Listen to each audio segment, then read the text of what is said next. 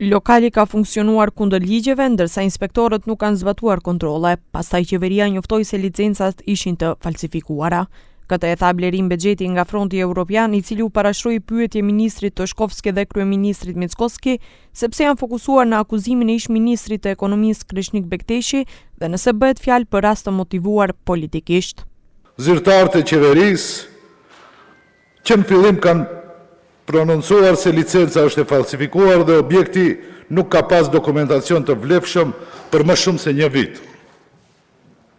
Nëse kjo është e vërtet, kush e mbante këtë biznes të hapur, si është e mundur që nuk ka asnjë hetim për zyrtar aktual të Ministrisë së Ekonomisë, Drejtorisë së Inspektimit, Policisë dhe Administratës Komunale. Pse po fokusohet qeveria vetëm te një emër i vetëm? Në aspekt politik që tabulon, gjithësisht e kam fjalën të ish-ministri Bekteshi. Ministri Toshkovski në kundër pyetje pse nuk e pyet atë që e ka hapur këtë biznes kur ministrat e ekonomisë ishin nga BDI. Колко години управуваше тоа министерство, министри предложени од страна на ДУИ. Колко години управува? Ја не памтам. Не ни памтам дали имало друг министер кој што управувал со тоа министерство, освен министри од ДУИ. Кој го држал отворен бизнисот со лиценците, незаконитостите и сето она што е незаконски превземано во врска со Министерството за економија, мене ме прашуваат? Bexheti u drejtua edhe kryeministrit Mickoski, me të cilin kishte komunikim të drejtpërdrejt në lidhje me deklaratën e tij se do të ketë tërheqje përveç se ai e ka marrë rolin e prokurorit në këtë rast. Ne znam da ka nekoj drug kažal da ka Zaushi që gi vleqemi që... Zaushi? Po to është vijest e obvinitelot. Aha. A vije po to... Pod kojoj nadležnosti Zaushi që gi vleqete? Koji? Zakonot vi gi dava ili... Koji zakon? Vašiot zakon?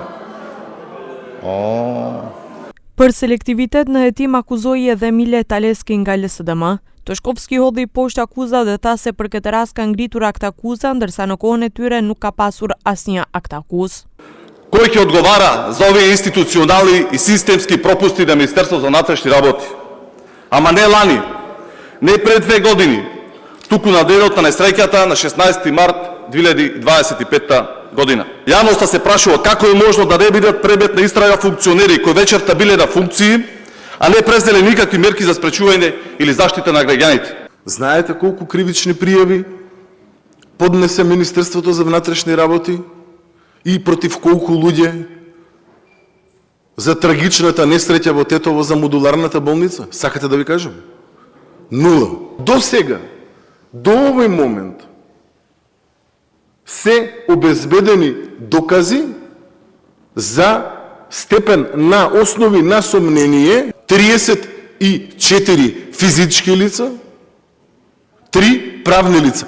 Toshkovski u pyet edhe për truprojen e Mickoskit, i cili u kap se si jep informacione sekrete, duke thënë se hetimi për këtë është duke u zhvilluar.